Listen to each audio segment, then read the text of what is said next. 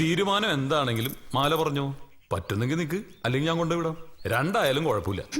അറിയാലോ, എന്റെ ഗതികേട് കൊണ്ടാ ഞാൻ നിന്റെ കൂടെ ഇറങ്ങി പുറപ്പെട്ടത്. ഇത്ര നാള് നിക്കണം എന്നൊന്നും എന്റെ അടുത്ത് പറയരുത്. സന്തോഷത്തോടെ ആണെങ്കിൽ പോണവരെ പോവാം. പിന്നെ കാശ് അത് മാസം തികയുമ്പോ തരും.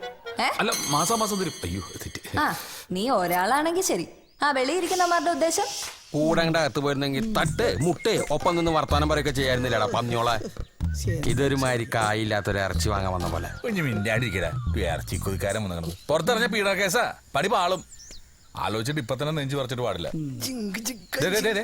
എങ്ങടാ അവിടെ ഇരിക്കടാ. ക്രീമിയടി വന്നേക്കണം. എവിടെ നീ പറഞ്ഞ ആള്? വെള്ളം പുള്ളിക്കുന്ന് കളിയുണ്ടേ. വരും, കരുതിയിരുന്നോ? ചോദിച്ചാലും തരില്ല ആ പന്നി. നീ ചെല്ലൊന്നു ചോദിക്കേ. ചെല്ല് പോ.